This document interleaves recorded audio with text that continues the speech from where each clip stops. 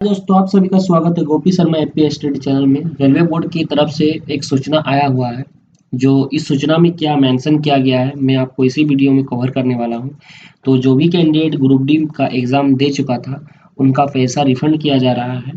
तो 4 साल पहले जो भी आवेदन प्राप्त किया था तो उनमें बहुत ही बड़ा बदलाव आया है बैंक डिटेल्स में।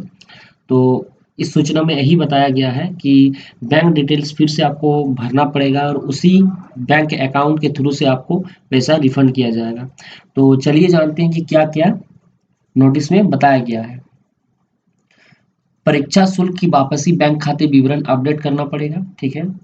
केंद्रीकृत रोजगार सूचना संख्या आरबीसी 1/2019 के तहत लेवल 1 पदों के लिए दिनांक 17/8/2022 से 11/10/2022 तक आयोजन सीबीटी में शामिल सभी अभ्यर्थियों को रेलवे भर्ती बोर्ड परीक्षा शुल्क वापस करना शुरू कर दिया गया है।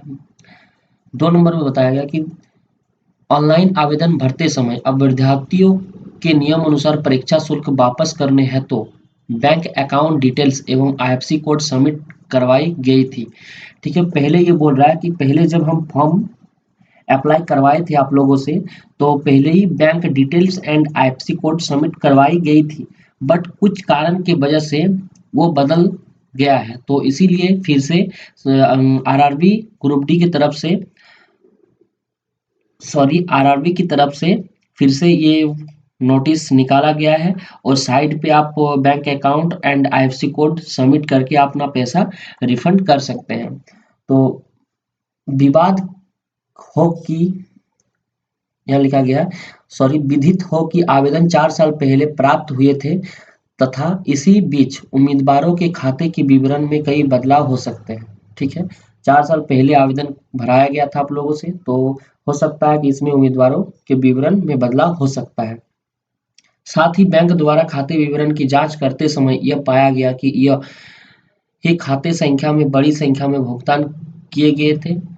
इसके अलावा विभिन्न बैंकों के विलय के कारण उसके आईएफएससी कोड बदल दिया गया। इसीलिए बैंक खाते के पुनः पुष्टि और नए विवरण लेना आवश्यक है ताकि उम्मीदवारों के सही बैंक खाते के धन वापसी की जा सके। ठीक है, ये बता रहा है कि भुगतान पाने के लिए आपको फिर से bank account and IFSC code आपको सबमिट करना पड़ेगा।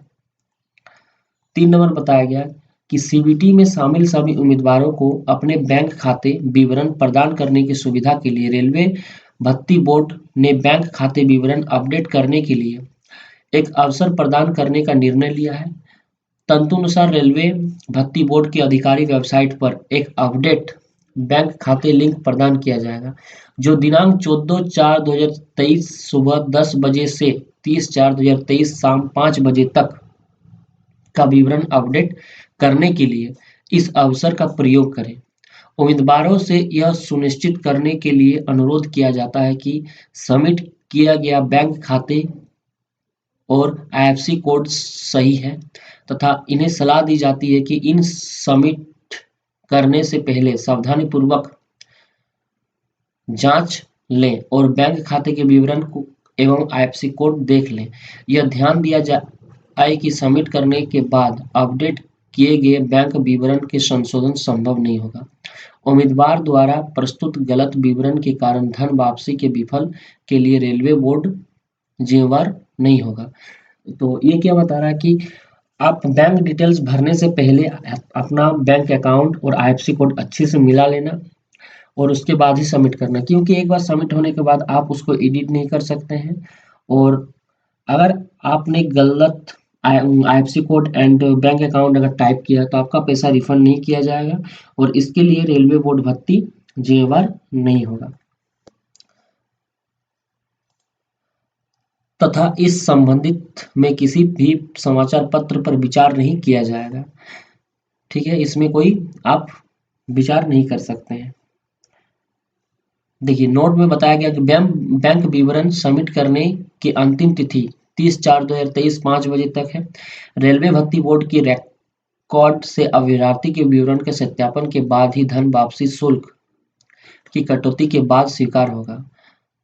गलत, अपूर्ण या देर से किए गए दावों पर सरसी तौर पर खारिज कर दिया जाएगा। अगर आप गलत या देर से अप्लाई करते हैं तो आपका ये सबमिट नहीं लेगा। तो एक बैंक खाते में केवल एक ही रिफंड की अनुमति होगी। बैंक विवरण सबमिट करने समय किसी तरह की कठिनाई के निवारण हेतु एक हेल्प डेस्क मेनू तथा गुम रजिस्ट्रेशन नंबर प्राप्त करने के लिए फॉरगेट रजिस्ट्रेशन नंबर मेनू भी उपलब्ध होंगे। अगर अपना रजिस्ट्रेशन नंबर भूल गए हैं तो आपको डरने की कोई बात नहीं। आप फॉरगेट पासवर्ड करने के बाद भी अपना रजिस्ट्रेशन नंबर प्राप्त कर सकते हैं। और रजिस्ट्रेशन नंबर प्राप्त करने के बाद आपको साइड में किस तरह अप्लाई करना है मैं वो नेक्स्ट वीडियो में बताऊंगा।